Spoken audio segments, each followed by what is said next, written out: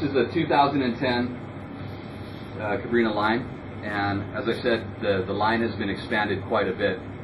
We've got one new kite, we've got a lot more new boards, we've got an expanded accessory line as well.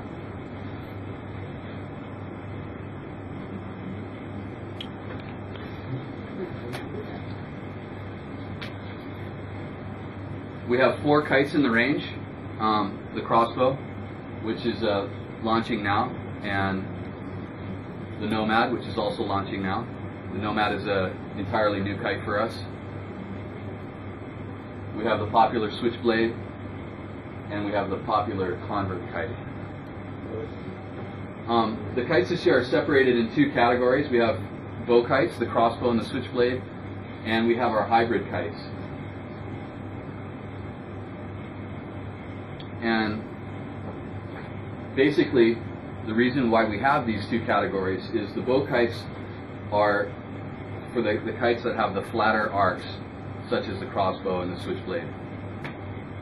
Whereas the hybrid kites don't necessarily need to have the bow outline because they're more sort of conservative C-shaped kites. You'll see here that, for example, the crossbow and the Switchblade, the main thing about the bow for us is the concave trailing edge. That's the only reason why we really continue to use it. I mean, you know, all kites can depower now with the type of bridles we have. The only reason we really stick to the bow concept is because we still make relatively flat kites like the crossbow and the Switchblade. And the main benefit, if you look at that image on the right, the concave trailing edge allows the trailing edge to match the leading edge on a really flat kite. For example, if we tried to make a really open arc, like a really flat kite, and we didn't have a bow, you would see the center of the kite lifting while the wingtips get sheeted in, and it makes it really inefficient. So, especially for a kite like, let's say, the crossbow, which this year is really getting pushed over into the racing and speed, we want that efficiency, where it's super important. And so, that's a bow kite. Whereas the hybrid kites, they're more C-like shape. They don't need that concave trailing edge. And the reason why we make the hybrids like the Nomad, like the Convert, is because we can get, if we want, such as the Nomad, we can get more C-like performance capabilities out of it. This kite, which is the Nomad right here, it's a lot more upright, so it's got a lot faster turning. Because it's more upright, it's got a higher depower capability. It means that you can actually depower in a shorter arm reach than you would on, let's say, the crossbow or the Switchblade. And hybrids, being what they are, they have bridle support. This year, we've got kites are also separated by the amount of struts. The crossbow has 7, Nomad 6, Switchblade 5, and Convert 4. So let's start with the new addition to the line. This is a Nomad freestyle wave.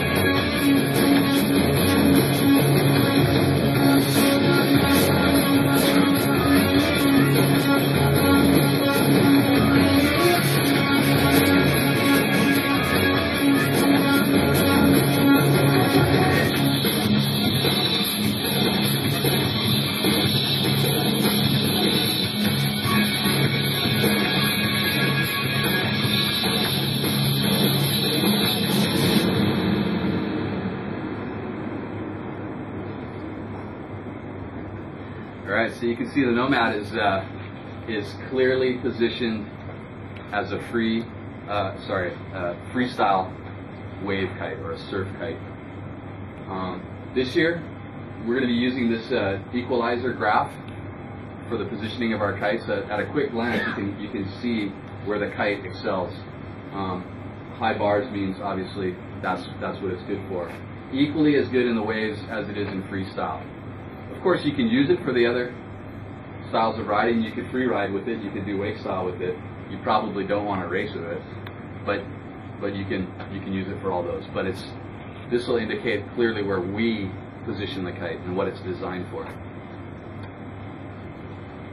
So, what kind of person would need a kite like this? This is a pretty pro-level kite, I would say. It's pretty high end. It's probably not like our Convert. It's not like park and play. This kite turns super fast. If you're just learning tricks or whatever, it's going to turn on you.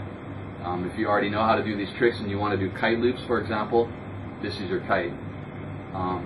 Making it a hybrid and making it really upright are one of our main goals. One of the things at the top of the design brief, which separates this kite, let's say, from the Switchblade, is that this kite is for kite looping.